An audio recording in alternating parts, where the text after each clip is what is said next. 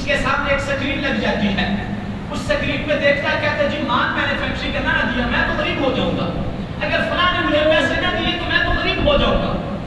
ہر وقت اس کو پھر غریبی اور محتاجی کا ڈر رہتا ہے، حالانکہ کھربوں پتی ہوتا ہے، مربوں کا مالک ہوتا ہے۔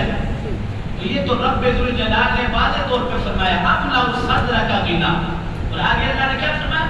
فرمایا وَإِلَّا تَفْعَلْ، اگر تو نے میری عبادت کے لیے اپنے آپ کو فارغ نہ کیا، اللہ فرماتے ہیں مَلَأْتُ يَدَيْكَ شُغْلًا، میں تیرے ہاتھ کو مشغولیات سے بھر دوں گا، وَلَمْ أَسُدَّ فَقْرَكَ، اور تیری فقیری دور نہیں کروں گا۔ اللہ فرماتا ہے تو ساری زندگی محتاج رہے گا۔ محتاج وہ نہیں جس کے پاس مال و زر نہیں، محتاج وہ ہے جو ساری زندگی تگے تگے گلیے مارا پھرتا ہے۔ محتاج وہ ہے کہ ساری زندگی گزر گئی، اس کا مال و زر اور بینک بیلنس مکمل نہ ہو سکا، وہ محتاج ہے۔ عام طور پر ہم محتاج بھی اسی کرتے ہیں، جو مانگتا ہے اس کو ہم محتاج کہتے ہیں، اور پھر غریبی محتاجی جس کے پاس کچھ نہ ہو اور اپنی محتاجی سامنے رکھ کر، اپنی ضرورت سامنے رکھ کر لوگوں سے مانگتا پھرتا ہے۔ ایک محتاجی یہ ہے، ایک محتاجی یہ ہے کہ سب کچھ ہے لیکن پھر بھی غریب ہے، سب کچھ ہے لیکن پھر بھی محتاج ہے، سب کچھ ہے لیکن پھر بھی تگے تگے کے لیے پھر رہا ہے۔ میرے کریم آقا نے ارشاد فرمایا جب اللہ کی عبادت کے لیے بندہ ٹائم نہیں نہ نکالے گا، پھر اسے اپنی زندگی کا پتہ بھی نہیں چلے گا، ہر وقت مصروفیت میں رہے گا، ہر وقت مشغولیات میں اللہ اس کے ہاتھ پھنسا دے گا، ہر وقت سوچتا رہے گا لیکن اپنی زندگی کے بارے میں اسے معلوم نہ ہو سکے گا۔ ایک دن آئے گا کہ حضرت ملک الموت اس کے سرحانے بیٹھ کر کہیں گے کہ میں تیری روح قبض کرنے آیا ہوں۔ یہ کیا کہے گا؟ اس دن میں نے رمضان المبارک میں بھی عرض کیا تھا نا کہ قیامت کے دن ندا دینے والا یہی ندا دے گا، اَیْنَ أَبْنَاءُ الصِّدِّیقِ، ندا دینے والا یہ اعلان کرے گا کہاں گئے وہ 60 سالہ لوگ، کہاں گئے 60 سالہ لوگ کہاں گئے؟ یعنی اللہ فرمائے گا بچپن دیا تمہیں، بچپن کے بعد جوانی دی، جوانی کے بعد بڑھاپا دیا، اب جب بڑھاپے کی عمر میں تم پہنچ چکے ہو تو بڑھاپے کی عمر پا کر بھی آگے تو کوئی اور تیسری عمر ہے ہی نہیں، اب بڑھاپے میں بھی پہنچ کر تیرے اندر تبدیلی نہیں آئے تو کس عمر کا انتظار کر رہا ہے؟ اللہ اکبر، کس عمر کا انتظار کر رہا ہے؟ کیا بڑھاپے سے بھی آگے کوئی عمر ہے کہ جس کا بندہ مومن انتظار کر رہا ہے کہ بڑھاپے سے اگلی عمر میں جا کے میں توبہ اور استغفار کر دوں گا؟ کیا یہ اچھا نہیں ہے کہ جوانی میں اللہ کے حضور سجدے کر لیے جائے، بڑھاپے میں بندہ سجدہ کرنا چاہتا بھی ہے تو سجدہ نہیں کر پاتا؟ یہ عمر ہے، اس عمر کا انتظار کیا جا رہا ہے کہ بندہ چاہے گا بھی لیکن سجدہ نہ کر پائے گا۔ ہڈیاں جواب دے جائیں گی، کمزوری جواب دے جائے گی، طاقت جواب دے جائے گی، کمر ٹوٹ جائے گی، بندہ چاہے گا کہ میں اس نوجوان کے ساتھ دوڑ دوڑ کر عبادت کر دوں لیکن کر نہیں سکے گا۔ کیوں؟ اللہ نے فرمایا کہ یہ عمر ہم نے تمہیں دی ہے، اس کی قدر کی جائے، صحت کو قدر نعمت جانا جائے بیماری سے قبل، بڑھاپے جوانی کو نعمت مانا جائے اللہ کی بڑھاپے سے قبل۔ لیکن بندے مومن جب انسان کسی نعمت کو کھو بیٹھتا ہے پھر اسے قدر ہوتی ہے کہ یہ تو بہت بڑی نعمت تھی لیکن میں اسے سنبھال نہیں سکا، میں اسے کچھ کر نہیں سکا۔ ہماری کیفیت کیا ہے؟ میں ایک روایت پڑھ رہا تھا ابھی صبح کہ جس کے پیچھے میں نے کہا کہ ہر بندہ یہی کہتا ہے کہ مہنگائی بہت زیادہ ہے، یہ گزارا نہیں ہو رہا، لہٰذا اس لیے ہم عبادت کے لیے ٹائم نہیں دے سکتے۔ اس میں کوئی شک نہیں کہ مہنگائی ہے، لیکن یہ یاد رکھیے گا اللہ کی ذات پر توکل اور بھروسہ ہونا چاہیے، اللہ کی ذات، اور اللہ کی عبادت کے لیے لازماً ٹائم نکالا جائے۔ مہنگائی ہوگی بھی تو اللہ آپ کے دلوں کو سکون عطا فرما دے گا، وہ تو اتنا قادر ہے۔ میری سرکار کی حدیثیں طیبہ سرکار فرماتے ہیں کسی کے گھر میں دروازہ نہ ہو، دروازہ نہ ہو تو سرکار فرماتے ایک دھاگا باندھ دے، ایک دھاگا باندھ دے بسم اللہ الرحمن الرحیم پڑھ کر، سرکار فرماتے نہ چور داخل ہو سکے گا نہ شیطان داخل ہو سکے گا۔ وہ نہیں محتاج، وہ اسبابوں کا محتاج نہیں، اسباب اور ذرائع کے محتاج ہم ہیں۔ جب ہم اسباب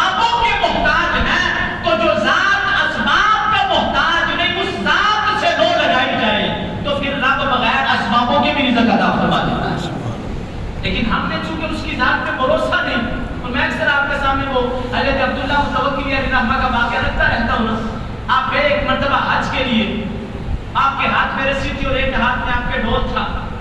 آپ کو پیاس لگی تو آپ نے سامنے کنواں دیکھا کہ کنواں میں کیا ہے کہ ایک ہرن آئی کنویں پر پانی پینے کے لیے.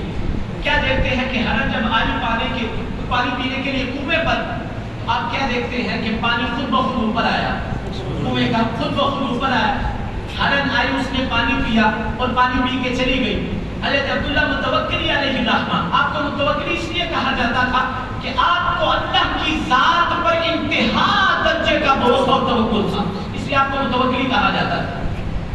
آپ آئے کنویں کے قریب، پانی نیچے چلا گیا، پانی نیچے چلا گیا.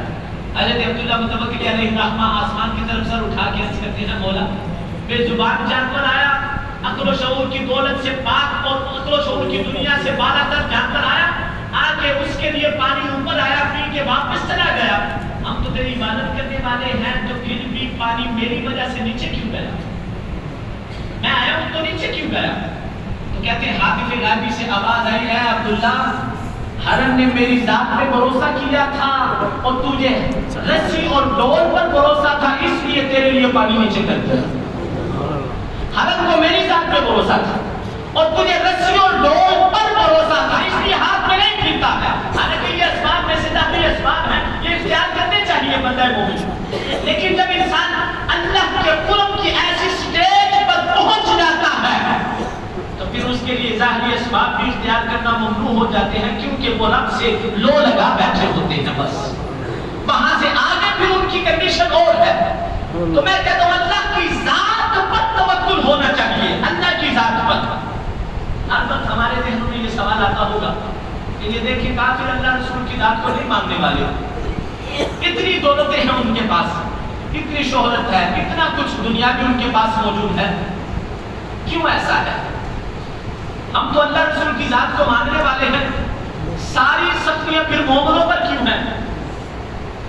جو اللہ کے حضور کبھی کبھار تو سجدہ ریز ہوتے ہیں، کبھی کبھار تو اسے یاد کرتے ہیں، پھر بھی ساری سختیاں ان پر جو بالکل نہیں یاد کرتے اور اس کے خلاف معاذ اللہ شرک کرنے والے ہیں، اللہ نے انہیں اتنا کچھ دے رکھا ہے. کبھی ذہنوں میں سوال تو آتا ہے، لیکن اس کو بھی سرکار کی ذات بابرکات نے 1444 سال حل فرما دیا تھا. فرمایا امتیوں تمہارے دل میں یہ خیال بھی نہیں آنا چاہیے. حضرت جابر بن عبداللہ رضی اللہ تعالیٰ عنہ فرماتے ہیں کہ سرکار کی ذات بابرکات ایک مرتبہ ایک بازار پر سے آپ کا گزر ہوا، وہ ناس کہنا تفاہم، لوگ سرکار کی دائیں اور بائیں جانب تھے، سرکار بازار سے گزر رہے تھے. فمر بجدی اسد میت، کہتے سرکار کا ایک بکری کے بچے کے پاس سے گزر ہوا. جج کہتے ہیں عربی میں بکری کے بچے کو، اور آگے لفظ ہے اسد، یعنی اس کے کان بھی کٹے ہوئے تھے اور چھوٹے کان تھے اور کٹے ہوئے تھے. میت، اور ساتھ کو بکری کا بچہ تھا بھی مردہ، یعنی 3 حالتیں تھی اس کی. ایک بکری نہیں تھی، بکری کا بچہ تھا، دوسرا وہ مردہ تھا، تیسرا عیب یہ تھا کہ اس کے کان بھی کٹے ہوئے تھے. عرب کے اندر جس جانوروں کے کان کاٹ دیے جاتے تھے ان کی ویلیو ختم ہو جاتی تھی، اس کو عیب کا تصور کیا جاتا تھا. اب جب سرکار اس کے پاس سے گزرے نا تو پاک محمود کی ذات بابرکات نے فآخذ بأذنه، حضور نے اس کا ایک کٹا ہوا کان پکڑا. کٹا ہوا کان پکڑ کر میری سرکار نے ارشاد فرمایا، اے میرے صحابہ، ایکم ما یحب ان ھذا لہ بدرہم.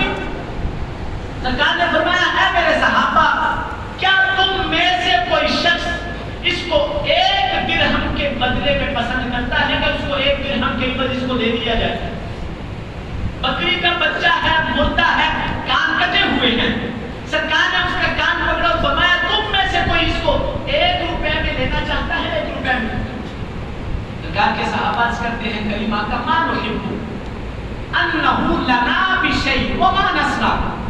عرض کرتے ہیں کریم آقا، ہم میں سے کوئی شخص اس کو کسی چیز کے عوض لینا نہیں چاہتے، کسی بھی چیز کے عوض. آپ تو پھر بھی 1 روپے کی سرکار ارشاد فرما رہے ہیں 1 درہم کے متعلق کہ 1 درہم کے عوض لے لو. لنا بشیء، کوئی بھی چیز ہو اور حقیر سے حقیر چیز ہو، ہم اس کے بدلے میں بھی اس مردہ بکری کے بچے کو لینا نہیں چاہتے، نہیں لینا چاہتے. اب آگے سرکار نے کیا فرمایا؟ حضور نے ارشاد فرمایا میرے صحابہ چلو 1 درہم کے عوض تم نہیں لینا چاہتے، کیا تم یہ پسند کرتے ہو انہو لکم کہ یہ ہو تمہارا؟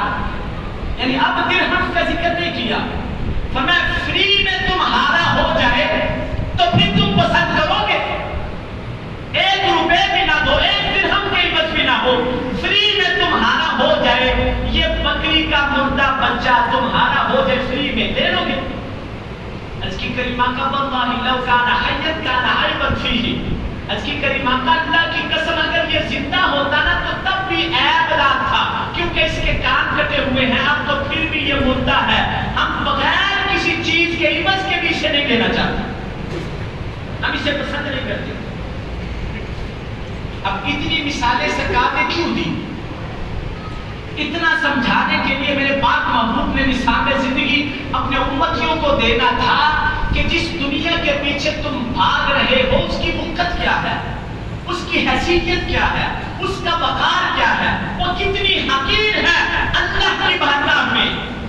اب جب سرکار نے 2 مرتبہ ارشاد فرمایا کوئی ہے بھی اسے لے لے، فری میں لے لے، تو جب سرکار کے صحابہ نے فری میں لینے سے یہ آفت جو ہے اس کو بھی کریمہ آقا کی بارگاہ میں اس کے پیار محبوب ہم نہیں چاہتے، اسے فری میں بھی نہیں لینا چاہتے، تو میرے محبوب نے ارشاد فرمایا واللہ للدنیا احون علی اللہ، واللہ سرکار نے قسم فرمائی، فرمایا صحابہ رب کعبہ کی عزت کی قسم، للدنیا احون علی اللہ، اس مردہ بکری کے بچے سے بھی زیادہ دنیا اللہ کی بارگاہ میں بے وقت ہے۔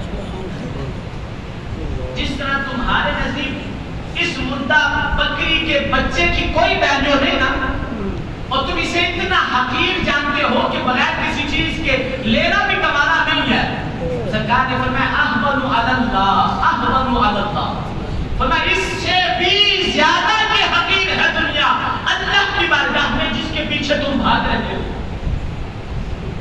تو جس کی ویلیو مردہ بکری کے بچے اور جس کے کان بھی کٹے ہوئے ہو اس سے بھی زیادہ وہ دنیا حقیر ہو، اسی دنیا کی خاطر بندہ اللہ رسول کی ذات کو چھوڑ دے،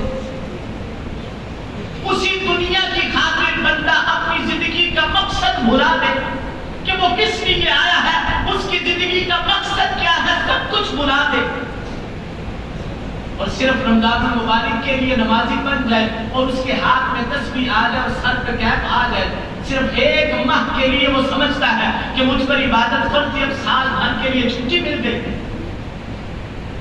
کیا یہ جنت اتنی آسان ہے؟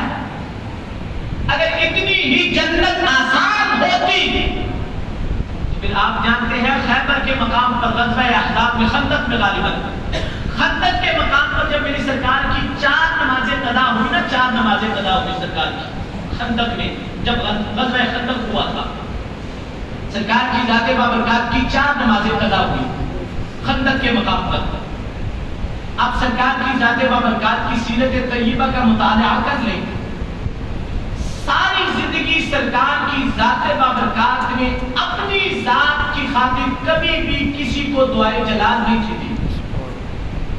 دعائے جلال یعنی میں بد دعا نہیں بول سکتا، یہ سرکار کی شایان شان نہیں، بد دعا لفظ عام استعمال کیا جاتا ہے، دعائے جلال اللہ کے پاک محبوب نے ساری زندگی جنہوں نے سرکار کی پشت مبارک پر اوچھلیوں کو رکھا تھا اور سرکار کے لیے گڑے کھودے گئے تھے، سرکار کے لیے کانٹے بچھائے گئے تھے، طائف کے بازاروں میں سرکار کی ذات بابرکات پر پتھر برسائے تھے اور سرکار کے ناگارے مبارک خون اطہر سے بھر گئے تھے، اور سرکار ایک باغ میں جب تشریف فرما ہوئے فرشتہ آیا کہ کریمہ کا انا مالک الجبال، میں پہاڑوں کا فرشتہ، سرکار حکم فرمائے اللہ نے مجھے آپ کے حکم کا پابند بنایا ہے، حکم فرمائے دونوں پہاڑوں کو ملا دیتا ہوں، بستی والوں کو نیست و نابود کر دیتا ہوں۔ سرکار نے فرمایا نہیں۔